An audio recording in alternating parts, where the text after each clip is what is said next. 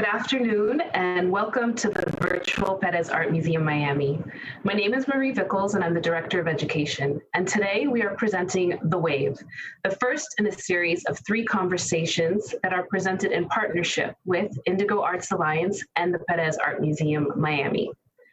The Wave brings together artists, scholars, and other specialists in varied fields of study to create dialogue around the current and future impact of this current pandemic on Black and Brown communities, both locally and globally. This series aims to prioritize the need for generative conversations that, together with concrete actions, are in service of and benefit our communities. Today's panel presentation and discussion will focus on immigrant and migrant communities of color, and is hosted by artist Nugent Smith, moderated by PAM curator Maria Elena Ortiz, features poet and spoken word artist Roger Bonaire Agard, respected scholar, producer, activist, educator, author, professor, and Yoruba priestess Dr. Marta Moreno Vega, and multidisciplinary artist, mother, and former doula Sade Mokonen. Here at the Pérez Art Museum Miami, we are so happy to support this special project that was generously shared with us by artist Nugent Smith, who currently has work on view in the exhibition The Other Side of Now. The Wave was originally intended as Nugent Smith's residency project hosted at Indigo Arts Alliance in Portland, Maine. But through some quick creative thinking, Indigo and Nugent decided to share these critical and much needed conversations as an online program with the museum. We are honored to host this program on our platform, and many thanks to you all for making this possible. Before I introduce Nugent and we begin today's program, I would like to continue in the spirit of gratitude by acknowledging and thanking this incredible team of people that work so very hard to make these programs come together online. Big thank yous to the entire PAM marketing team, Anita Bram, Associate Director of Adult Programs and Audience Engagement, our world-class AV team, Denise Faxis and Andrew Bird, and all the folks supporting out there from our partners, Indigo Alliance. Thank you all. There's a huge team of people making this possible, so thank you. All right, let's get started. Nugent Smith is a first-generation Caribbean-American interdisciplinary artist based in New Jersey City, and Dallas, Texas, where he is a lecturer of interdisciplinary art in the Meadows School of the Arts at Southern Methodist University. Through performance, found object, sculpture, mixed media, drawing, painting, video, photo, and writing, Nugent deepens his knowledge of historical and present-day conditions of Black African descendants in the diaspora.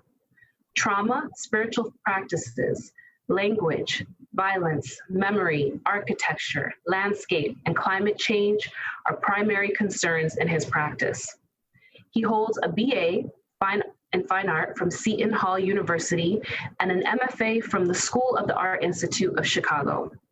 Nugent is also the recipient of the Eleanor Annenberg Performing and Visual Arts Fund, Franklin Furnace Fund, and the Joan Mitchell Foundation Painters and Sculptors Grant. As you watch along today on Facebook or YouTube Live, please post some questions for our panelists. We will try to answer as many as possible in the Q&A portion of today's presentation. And remember, if you value this and other programs presented by the museum, please consider supporting us by going to pam.org/donate. So with all of that said, please join me in giving a warm welcome to Nugent. Hey, thank you so much, Marie. Really appreciate it. And thank you all for joining us from all corners of the world. Before I go any further, I'd like to give a special thanks to Indigo Arts Alliance for first the invitation to be their artist in residence at this time.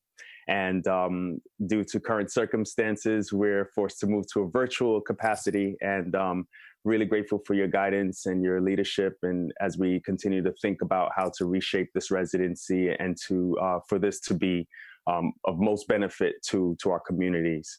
I also like to thank the Pérez Museum. Really appreciate your enthusiasm for this project from the time that we brought the idea to you, and your continued work within our community as well. And to all of our panelists today, thank you so much for seeing and finding merit in this program to be a part of it. Respect all of your practices and the work that you've been doing and your ideas and your friendship over the years. And I really appreciate you being here with us today. And with that said, I'd like to begin to introduce who's with us here today. So Maria Elena Ortiz is our moderator for today. She's curator at Pérez Museum, where she has curated the exhibitions William Cordova, Now's the Time, Beatriz Santiago Munoz, A Universe of Fragile Mirrors, Fereli Baez, Bloodline, and Carlos Mota's Histories for the Future, among many others, including The Other Side of Now, Foresight in Contemporary Caribbean Art. Many of her exhibitions have traveled to prestigious institutions, including the Andy Warhol Museum, Pittsburgh, El Museo del Barrio, New York, and the DePaul Art Museum, Chicago. Ortiz has also developed a significant public program such as At the Crossroads, critical film and video from the Caribbean and Latinx sessions. We also have Dr. Marta Moreno Vega, who has established the Caribbean Cultural Center African Diaspora Institute in 1976, inspired by a vision to create an international organization to promote and link communities of African descent. She guided the Capital campaign for the renovation of the landmark firehouse at 120 East 125th Street, the center's new home. Sere Mokanen is an interdisciplinary artist whose studio, curatorial, and research-based practice threads together her identity as a daughter of Ethiopian immigrants and Black American women, as well as her experience as a doula and a mother. Mokanen invests in transhistorical forced migration of Black communities across the globe. She is a recipient of the Smithsonian Artist Research Fellowship. Her light monuments memorializing Black women across the diaspora have been exhibited at the August Wilson Cultural Center and National Gallery of Art in Washington, D.C. And last but not least, we have Roger Bonner Agad, who is a poet and spoken word artist born in Trinidad and Tobago, who moved to the United States in 1987. His collections of poetry include Tarnish and Masquerade, 2006, Gully, 2010, and Bury My Clothes, 2013, which was a long list finalist for a National Book Award. He contributed to the collection Burning Down the House, 2000, a selection of poems from the Nuyorican Poets Cafe. He is a two-time National Poetry Slam champion and has appeared on programs such as HBO's Def Poetry Jam and the PBS NewsHour, among others. Without further ado, please welcome all of our panelists and moderator. Thank you very much.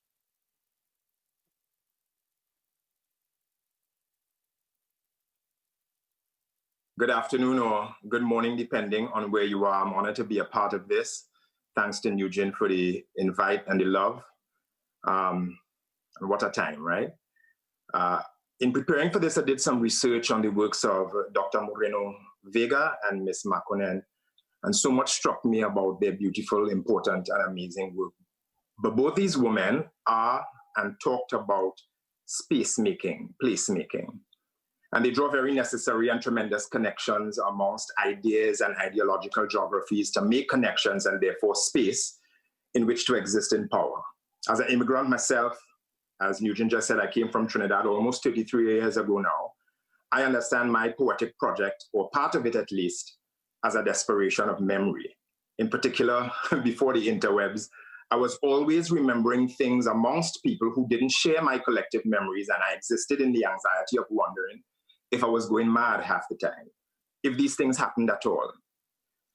So I wrote a lot of poems and essays just to calm myself, just to convince myself that those things happened and that therefore there was always a place for me in the world, even if it wasn't where I was, even if I couldn't recognize myself in other people's collective memories. Part of my anxiety as an immigrant right now is the opposite direction anxiety. The borders are closed to go back home. Trinidad want nothing to do with an American coming off a plane right now. And not a single one of them is thinking it's a good idea to start the application for their green card today. The place for me that might not be there has now become a visceral reality. But Dr. Moreno Vega say, her mother say, don't you ever not recognize yourself in somebody else. And what a powerful, powerful tool that is. One of the opportunities we have in this pandemic, even as it appears everything is going to shit, is the option to reify our humanness and how we choose to make space for ourselves and others. And of course, if you're physical distancing, sometimes that's very, very literal. I've been writing a boatload during this pandemic because the project of my art feels like it's taking on a slightly different desperation these days. So it was hard to pick out something. But in my conversation with Ms. Ortiz preparing for this, I was reminded that part of what my jinge is has also been making connections amongst things so as to find space amongst work, my friends, my spiritual and cultural practices, my family, my writing, etc. So I finally settled on this. When Ernesto asks about Lisa Lisa and the last great plague is what comes to mind. Curtis was there, Barrington was there, Leah too, Marcia was there, and I may or may not have already known I was in love. Lauren and Liesl were there, Randall was there. We were all about to be epic. This was my swan song, little more than a year to go before I became another thing entirely: immigrant, scrub, trick, unskilled worker, inner city renter, black boy, coconut. For now, I was still a legend. Amitabh was battling sin at the Tranquility tennis courts. I had a high-top fade, oversized red and black broadband striped shirt buttoned right up to the neck, baggy shorts, and multicolored espadrilles. Legend. I wonder if I take you home, will you still be in love, baby? Because I need you tonight. And in comes the cowbell, a signal made for us to sneak like we were made entirely of Trinidad crude, slick and black. We had just come from choir practice and we may or may not have harmonized our good young fortune and laughed. I want to say who I did take home that night, but it's unimportant now. And Marcia and I were not yet in love. I know, because Curtis was still alive. And that might have been the last of the epic jams we saw him at before he disappeared for a few months, spoke with me cryptically on the phone, then was dead. AIDS. Left days to rot in the hospital because he was the third person to ever die that way in Trinidad and no one wanted to touch him. The streets are empty. A disease sweeps the planet like kudzu. Refresh your browser and see the numbers double and double again. Stories ending, families and friends beginning the long work, freezing what they know of a beloved in a final moment for all eternity. No one wants to touch anyone else. And thank God for that. If not for the beloveds we will leave in moments, frozen forever, untouched. Unlike the way Marcia leaned against me and let my hands be on her hips as we moved together, oil and oil, on a night we were maybe beginning to be in love. We, of course unkillable, thought there was no border that could end the beauty we were on those courts. So much black, sweat, and song, so much still alive. Lisa Lisa and Culture Jam, even the name of the crew, epic. We Trinidadian always searching for a wave of Saga Boy flex on which to ride. Miss Velez called herself by her first name twice, the kind of flam we could get with in 1986. We thought we were worthy of her. Our friend that night beside us, undiagnosed and dying and dancing and singing the tropical night away. 34 years and a couple thousand miles, the city as quiet as the start of war. Everyone you've ever loved is rushing into your head, the levees of daily bustle broken by the silent flood. People are beginning to die without ceremony. The only comforts, memories screaming in on their throttles of drum, bass, iron, and the pathos of a brazen woman's voice. You're preparing to be epic again and black, slick, immigrant. The borders to return home are closed.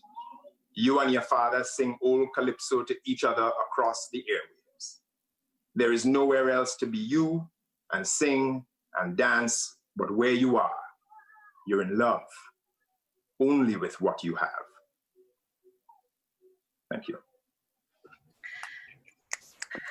Yeah, thank you, Roger. Thank you. I'm very excited to be here today, and I feel like I cannot start without acknowledging what's happening in our country. And I just wanted to ask, how is everybody processing the death of George Floyd? I know that Roger said what at times, and certainly your poem alludes to that. So I just wanted to kind of touch base with everyone on that one.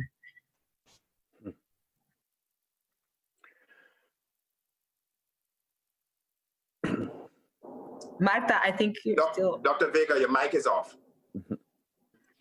I'm the mother of 2 Afro-Boricua men. And as a mother, we always have fear of losing our children, right? And now increasingly women.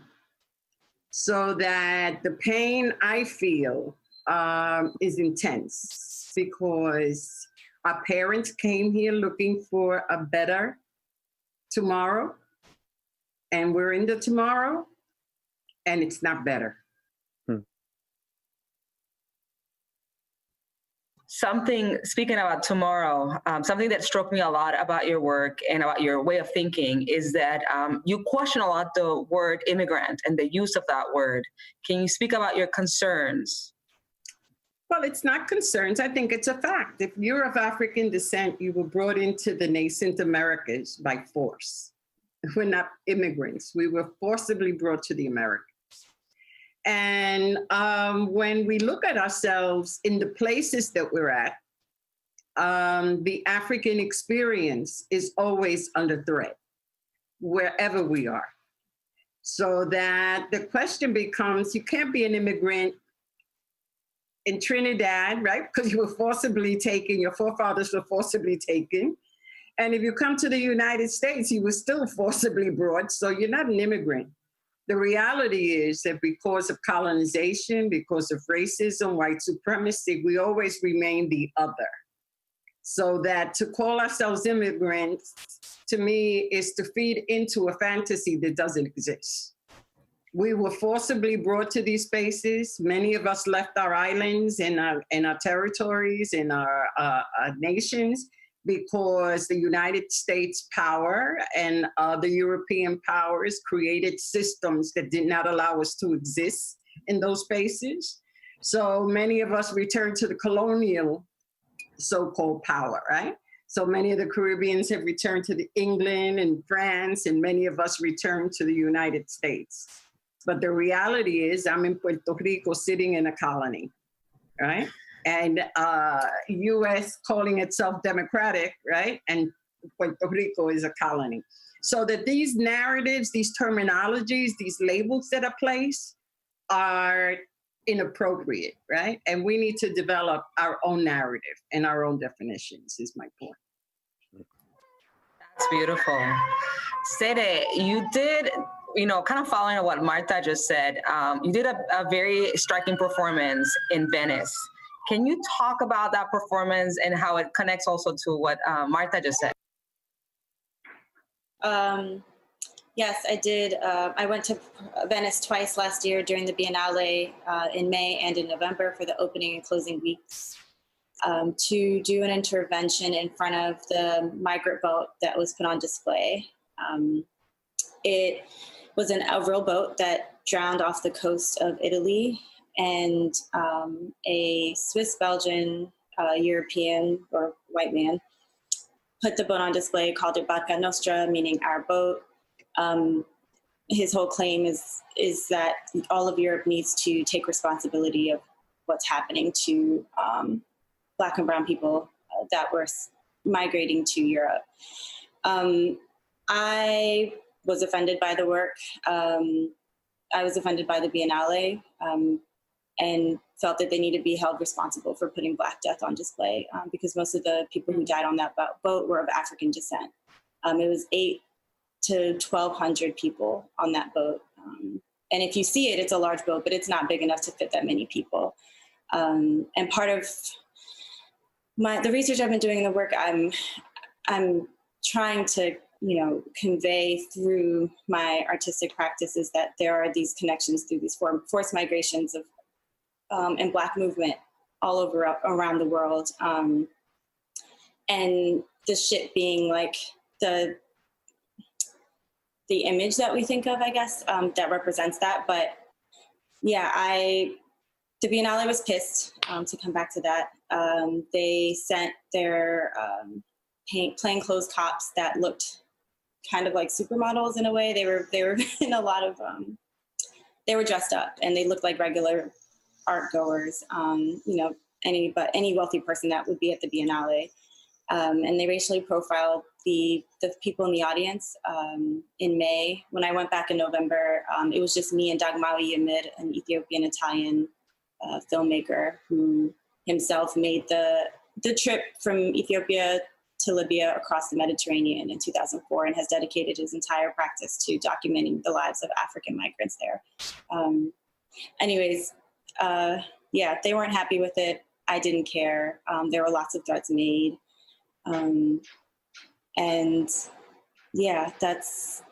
That is a piece of my practice, but I am really interested in drawing connections to what's happening in the Mediterranean, to what's happened in the Black Atlantic, to what's happening across the Caribbean Sea, what's happening at the U.S.-Mexican border with our people.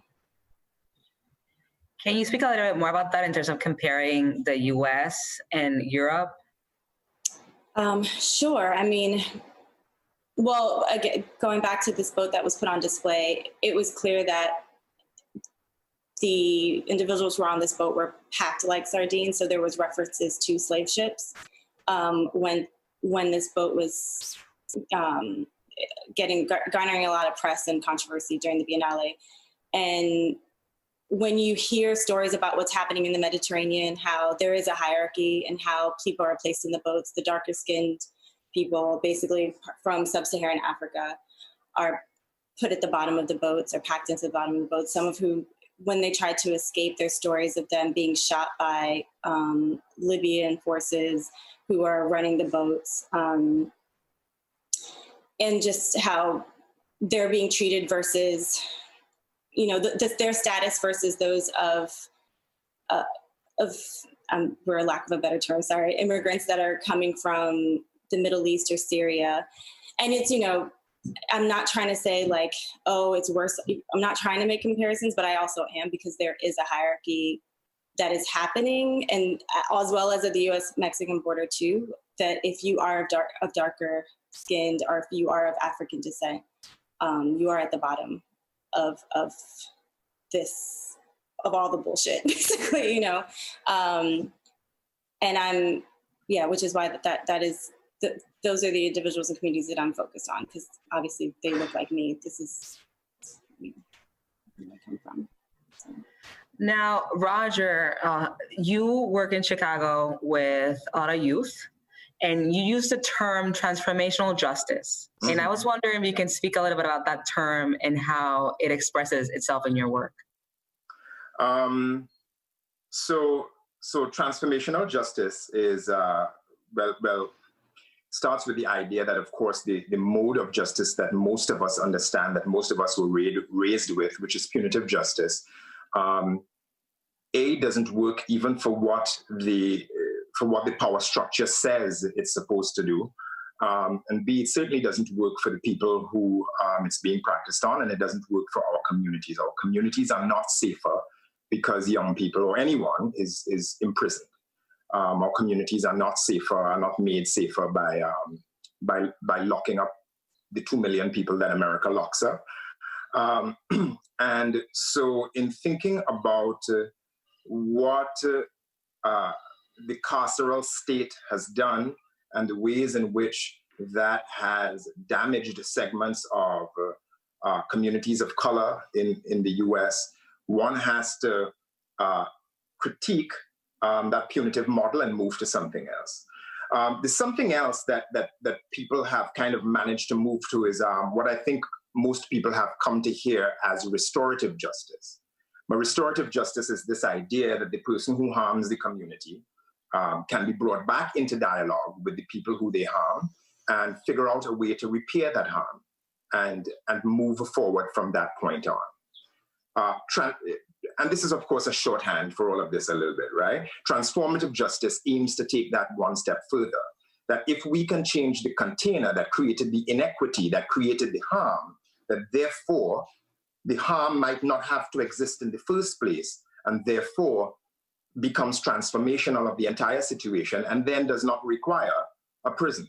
So in some ways, it is one of the foundational ideas of prison abolitionist thought, right? That we have to, not just in terms of how we deal with the courts and jails, et cetera, but all the systems that underpin the kind of rabid capitalism that has run us for the last however long, that we have to critique and change and deconstruct those systems in order to create a place that does not create the need and the space for those harms. Sorry, go ahead. And I was just wondering more specifically, like on your day-to-day work, like how does that, Right. So I work with an organization called Free Right Arts and Literacy, and we provide arts education for criminalized youth. We've done that inside of Cook County Juvenile Temporary Center since 2000.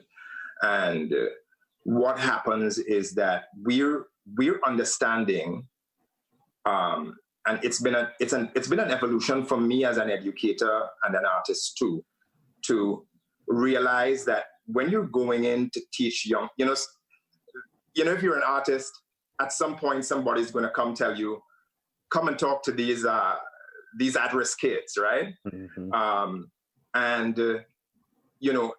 There is a sort of esoteric connection that I had, maybe that most of us had in doing that work, that, you'll give them hope, et cetera, et cetera. What we discovered after a while was that it's much more concrete than that. That even on the very fundamental level that they've chosen to come into this class and do this work offers a record separate from the record that the jail can give them when they go to the judge. The young people inside the jail, they have a file that goes to the judge with them, and that file has every fuck up they made while they were locked up. So you're 15 years old, which is a traumatic time anyway in the life of a human being. And now you've been locked up. And now every time you do 15-year-old things, you get a mark against your name that the judge is going to use to determine whether or not you're probably still a risk to put back on the street and therefore keep you locked up longer. What we recognized in doing our work was that we could create a separate record, a mitigating record, in which if the young people ask us, we will send evidence of what they've done, what they've learned, how they've evolved, that is counter evidence, if you will, to all the other stuff that might go to the judge, and create a different narrative for the judge to make a decision on. We've discovered that for all the children that we've written letters for to go to the judge, that 100% of them receive more favorable sentences because of that work and because of that speaking on their behalf.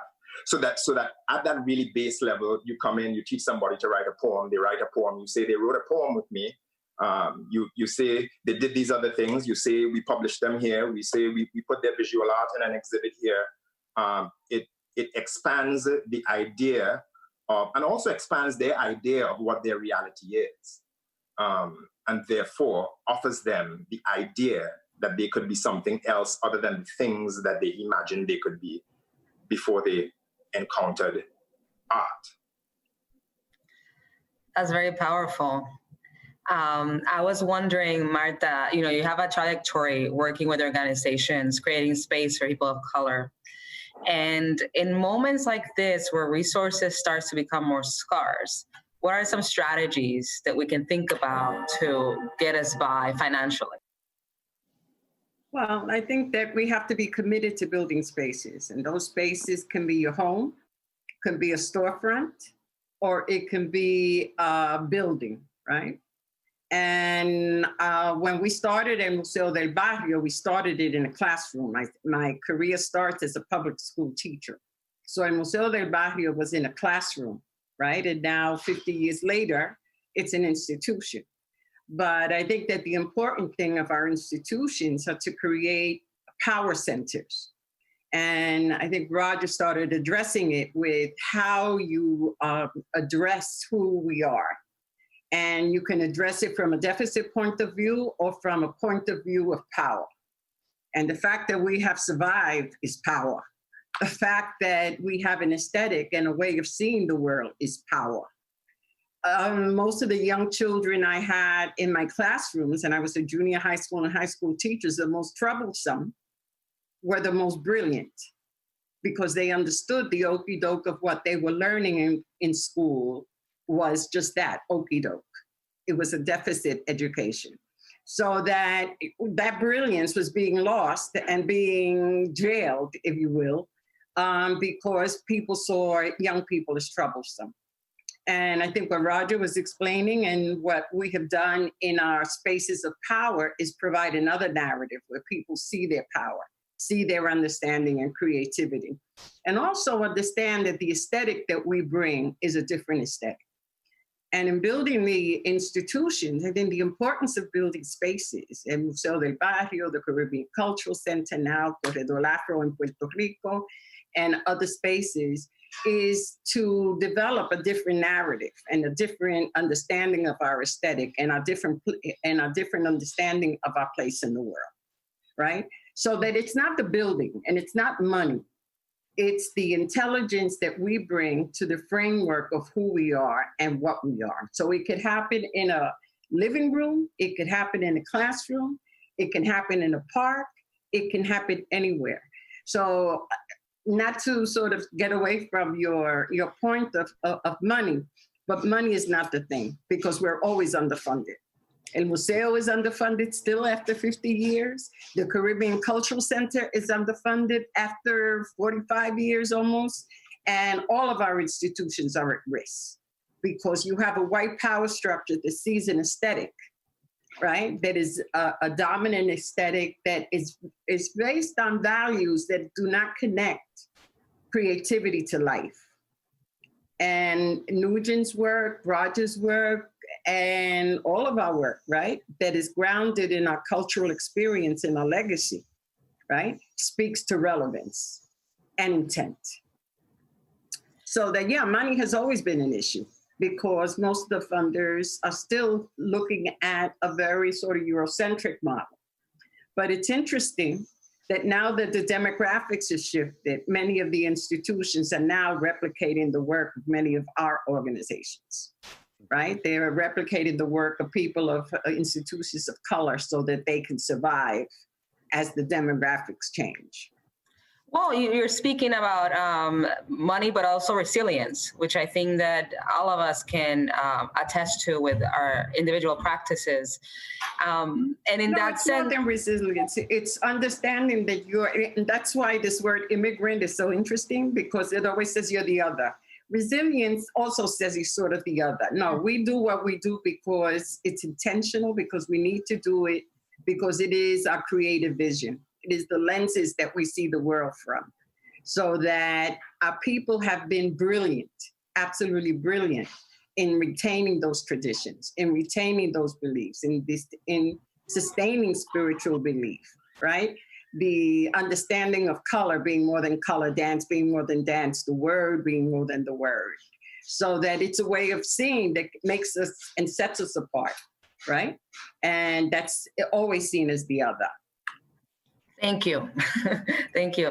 I wanted to ask Sede, because you also work with transnational marginalized communities.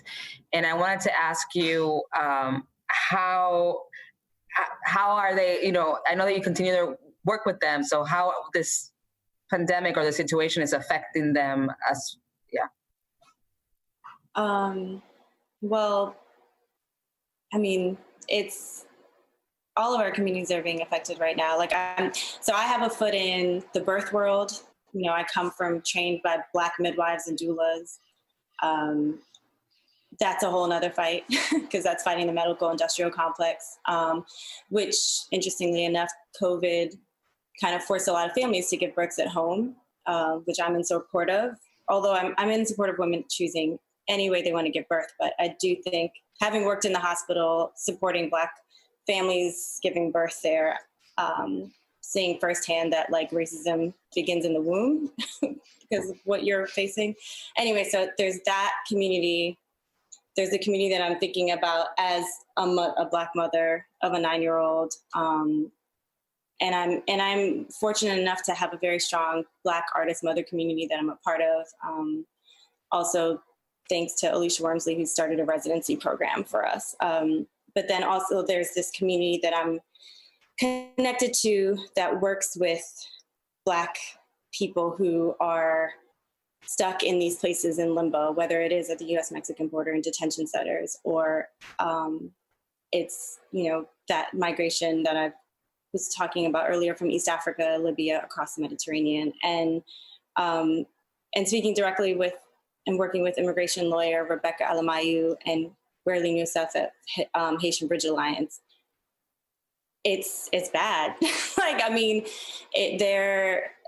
Rebecca is doing her, you know, the clients that she represents, all the hearings are over the phone now, which is a totally different process that's not natural to how she works, and has made it harder for her to represent her clients and getting them out of detention centers. As you know, the border is closed. So the communities that they work with in Tijuana, they don't have access to them at the moment. Werlene, she's discussed how, you know, she has this nonprofit, but it essentially, and just like I'm sure, just like what Dr. Vega is saying, and her as a Black woman, like she's poured her entire life, her own money and resources into developing this nonprofit and supporting her people. And I don't know, I mean, I know a lot of people, these detention centers have 6 months old, people as young as, you know, that are babies, and disgusting situations that none of us, or I know myself, I can say, I haven't experienced. And you would never wish it upon your worst enemy to be in those positions. So I don't know. I'm trying to figure out how to support them virtually. I'm applying to a bunch of grants right now so that I can virtually connect with these communities to possibly not only share their stories, but work with them in like raising money to finance them starting lives here in the US, to finance their bail, to do all of these things. So that's where I'm at, as on top of trying to figure out how to financially support myself as an artist right now, because most of my gigs have been canceled. And I am a mother, and yeah, I'm thinking about a lot of things, and I'm kind of going off on the tangent, sorry, because I am very overwhelmed right now. I'm also thinking about, do I need to, you know, be armed and learn how to use weapons and all kinds of shit? Because yeah, we live in a violent country and peace ain't it. So yeah. So we actually have a question that came from online, and I wanted to thank you about that, Sere, before I even address that, because I do think that in general, you know, social distancing is affecting our way to work, but also our ability to protest. So, you know, something for us to think about and discuss. Or I wanted to pose that question too to you guys, like, how social distance in general affecting our way of work? Well, it's absolutely affecting our way of work. Everything is going online, right? And we understand that it going online, depending on what your work is and the type of work you're doing, it's out there in public, and it can be infiltrated, and it can be hacked, right? So that if you're doing some deep-seated organizing, how do you do that on Facebook when Soderbergh is supporting the Republicans, right? And the Republican government is attacking us and victimizing our bodies. So that there's a conversation that we have to have that's serious. You know what I mean? You can do the safe things online, but if you're a deep-seated organizer and you're doing things that should not be made public or cannot be made public, online is not the way. Roger, you were going to say something? Yeah, you know, we were at the beginning of this year. Our organization got a new grant through an initiative called Access to Justice, and it's working with young people when they come home as community navigators. We recognize that we've been actually doing that for a long while. When they come home, we say, call us if you want to. We understand you might not want to, because no matter what a great time you had in our room, we still jail, right? We were still a part of your jail experience. But call us when you come home. And what we're finding is that when they come home, they're looking for work. They're looking to continue their art practice. They're helping homies get work. Many of them have been locked up for all of their young adulthood. So all of the things we assume, like knowing how to drive, getting a passport, getting a social security card, things like that, they don't know how to get, and they're figuring out with each other how to do those things, how to navigate. So this program allows us to pay them to do those things, because those things make their communities safer and stronger. So when the quarantine happened, we had a panic, right? Because of course, like all good funding, you have to pay the money yourself and then wait for the money to come back, and you have to show evidence of the work. And we're like, how are you going to show evidence of the work when we can't go and see these kids now? But then we started to do the work online. We started to hold groups with them where they helped us figure out what the work is that we were doing. They helped us with kind of our strategic planning, if you will, right? And they're still doing that, of course, looking at what our principles, what we say our principles of doing work are, and telling us, well, actually, that's bullshit. You all don't actually do that. Or you do, but I would say it this way.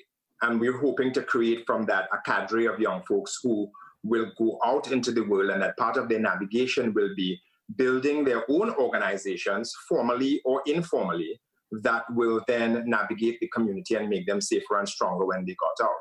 So what we found is that in the immediate, as we had to move everything to online, we actually got more time with them in the beginning, because we did not have to navigate things like, don't forget I'm in Chicago, right? So you come in from here, you come in from here, neither of you can come to this neighborhood, blah, blah, blah, blah. You know what I mean? All this sort of Tetris that you have to play with human bodies and their safety.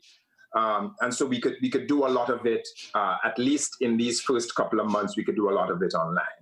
We were, of course, starting to figure out now, because that energy can't sustain forever. And as Dr. Moreno Vega say, there are certain things that you don't want to risk by doing online, right? So now we're starting to try to figure out, how are we going to do some of this work? We've started to teach some classes inside online as well, and that is also allowing us to do in some ways more teaching than we would have been able to do. But there's still a human component, the human component of energy in a circle to do work that needs to be done, that must get done. And so I think, as much as I think that it's a huge, huge mistake for states to be thinking about how to reopen, fact is, they're thinking about it. And so that therefore, in order to live and work and do the things that we actually know to be important, we have to figure out how to flex and be safe and take the right kinds of risks in order to get the work done. And so that's kind of where we are right now. And you know, and I think all of us are kind of like on a kind of anxious edge all the time. Because of everything that's going on. And so it's a matter kind of for us balancing and feeling that energy and feeling when it needs to shift from one thing to the next. So I wanted to ask you, Roger, too. I remember when we talked a few weeks ago, you told me a story about a party that started just when social distance was started in your neighborhood. Mm-hmm. I was wondering if you can share that story of that public event that was happening at the beginning of social distancing. So I'll tell you another one too. We had one last night, right? So quarantine start, and the city has just been locked down, and there's a party, I mean a jam in the streets. So we're like, man, what the fuck is happening? Our neighbor sends us a text like this, you know, we're calling the cops. You should too. We like, nah, we don't do that. We don't call police from this house. But, you know, of course we were alarmed, right? What we find out next day was that the block party was because homie had come back from 30 years in prison, right? That means he went to prison in 1990. For reference, Belle Biv DeVoe was on the charts, right? So you have to consider the extent to which when a big homie like that comes back, what is the risk that you are taking when you say, I'm going to come back to the block? And then we understand that he was the dude who kept the block chill, right? There is a context within the Chicago gang history and gang culture that a lot of the leaders were snatched off the street by the police and left a void in leadership that is currently being filled sometimes by people as young as 18 years old, right? Which means that the decisions being made is made without the benefit of the full closing of your frontal lobe, right? So that was the context within which this was taking place. Just this morning, my partner sees a boy sweeping the street because there was a massive party last night. And she's like, oh, y'all are cleaning up. You know, like, why? Like, how come you're cleaning up? Thank you so much. Like, are you a neighbor? You say, yeah, I live 2 blocks down. She's like, what was the party for last night? He said, one of my homies died, right? So it was a wake, right? Within the context of what is happening right now. And when we want to make commentary about what's happening to bodies in these neighborhoods and how they're not treating themselves, you know, and of course the undercurrent is always like, it's their fault that they are getting infected and getting sick at higher rates, et cetera, right? Understand that they're coming out because you only never give a fuck about me anyway. You're gonna tell me now about this thing I can't see is gonna kill me, whatever. And also, there are other concerns that they have, right? This kid sweeping up this morning, I don't think he was 20, right? He's sweeping up the street after a party last night because there was a wake. Man, you can't, you know what I mean? Like, so the conversation gets more and more and more complex about what it is we're doing and how it is we're trying and what cope really means within this context. At this point, we would love to open it back up to the audience for questions. So if you have any questions you've been burning to ask, please, at this point, you can start to filter them into us. Thank you. Yes, and I have a first question from Marie saying, how can we move forward in solidarity, protect and support our culture from the predatory practices within the art industry? I'm sure, Marta, you have some thoughts on this and Sid as well. Well, my position has always been to build our own institutions and we have established criteria with our own African diaspora art and lift that.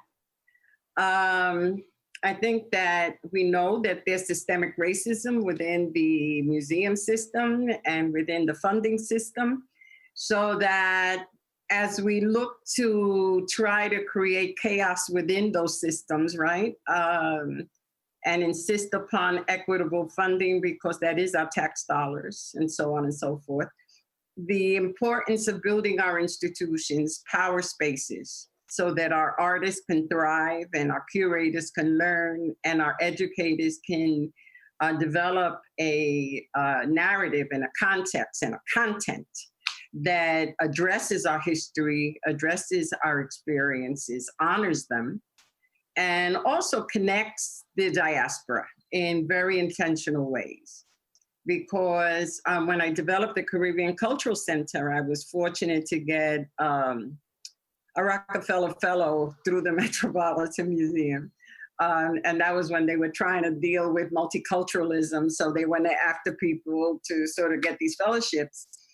And it gave me the opportunity to travel throughout the Caribbean, Latin America, and look at African descending countries. And it's very important because we say that we're connected, but oftentimes we don't know how we connected other than color. And when you look at our communities throughout the diaspora and see the memory that has been remained, sustained, nurtured, and Roger was addressing it, you get blown away because you say Trinidad is Puerto Rico, right? And Jamaica is Puerto Rico. You know, you really understand the deep-seated intelligence and brilliance that our people have sustained.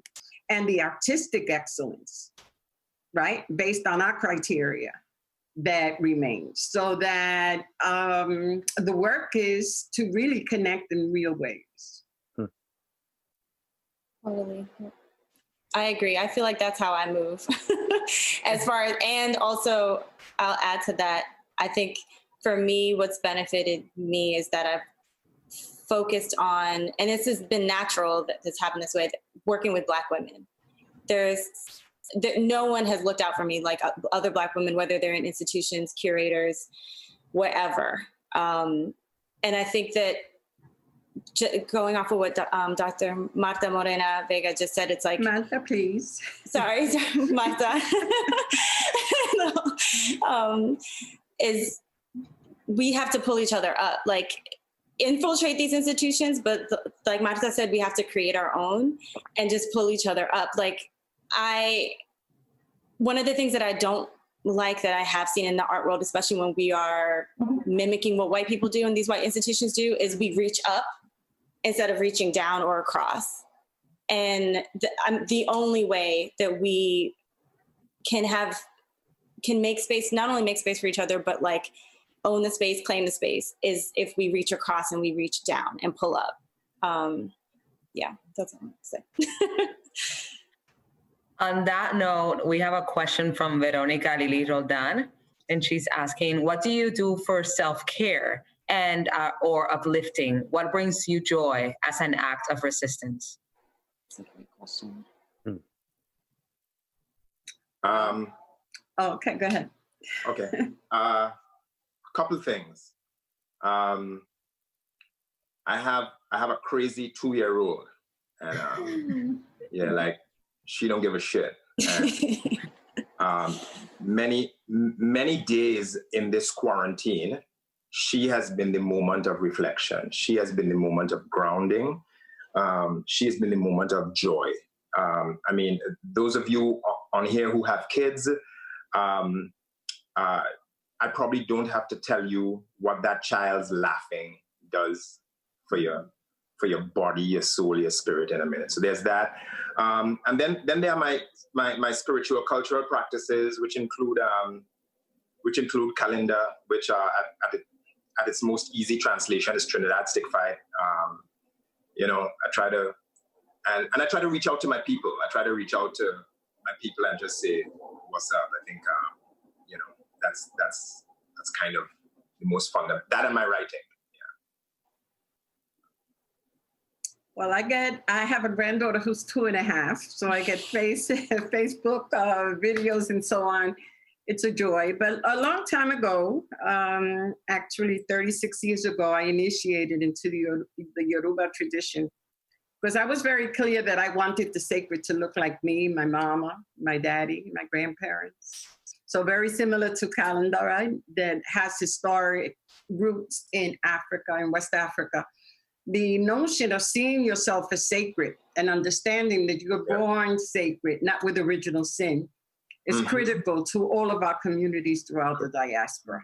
Because when you look in the mirror, you know you're sacred. And your healing is to understand that you're sacred, that there's nothing missing in you, that you're absolutely perfect and the perfect creation because God is you. The goddess is you. Cool. And of course, there's always going to the ocean, going to the river, right? And understanding that you're part of nature and nature is part of you. So that if you honor that which gives you life, right? That gives you breath, then you understand the importance of healing. I've been jumping back into making music, and with my first collaborator, who is my brother. So we've been collaborating, making music over this time, and the music is really dealing a lot with what's happening currently. as well as tending to a garden I started in the front of our house about 2-3 years ago. So it's been a space where I'm enjoying seeing growth, seeing life, as enjoying seeing people's faces as they pass by and they take a look at it, during this time. So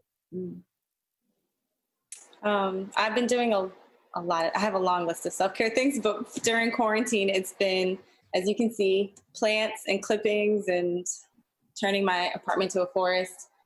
My 9-year-old is going to make me go play soccer and basketball with him after this call. I am not athletic, but it's fun. I take baths regularly. I have like an arsenal of all kinds of herbs that I drink in tea form.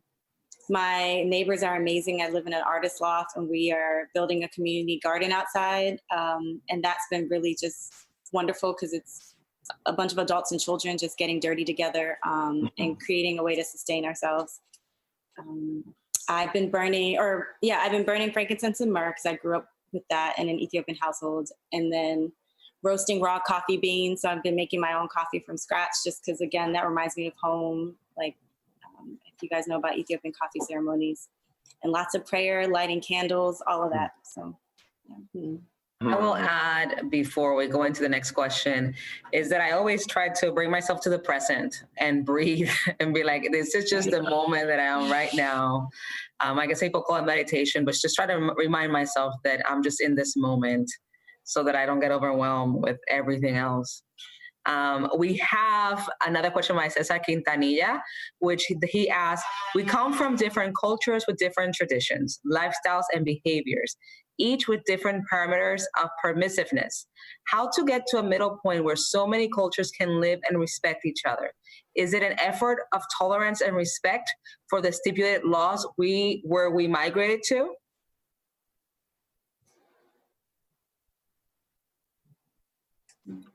Well, in creating the Caribbean Cultural Center, and that was about 45 years ago, everybody said that, the initial response was diaspora was not an African term, it was a Jewish term. And then we had to understand it, right? Diaspora means difference. And embedded in that difference is the respect for difference. So whatever we did and whatever programs we did, it was never one culture being presented. It was always 3 and 4 cultures being presented, be it in a concert, be it in an exhibition, because we needed people to understand and look at each other in the eye, understand each other's cultures and experiences. And in the panels and open discussions we had, we looked at the similarities as well as the differences. And what we saw, the differences were not as large as people thought they were, right? So that in bringing together diaspora and weaving it, this tapestry together, and what we developed as an institution and we continue to develop in Puerto Rico through El Corredor Afro, is linking all of us and understanding that because we were spread throughout the world, we had to develop different things to survive. And not only to survive, to thrive. So that to learn from each other what those are and what those criteria are and those systems are, just strengthens each of us, right? In a cultural way, in a thinking way, and expanding our opportunities, our creative opportunities. So it's work, but it's work that's necessary because we're like pieces of a puzzle spread everywhere. And bringing the puzzle together is our job. Well, if no one else has any more comments, I want to thank everybody that's at home listening and watching. It's been a pleasure, and also to all of our panelists for being here this afternoon from all over the US. Of course, Nujen and Indigo Alliance, thank you for, for us, these 2 institutions creating the puzzle together, like Marta said, by joining forces and making this happen. And of course, to all my wonderful team, Pam, as we work together to give good content to all of you guys out there. Thank you. Thank you so Thank you much. all. Thank you. A pleasure being with you on the panel, Roger. Same. Yes. Thank you all very, very much.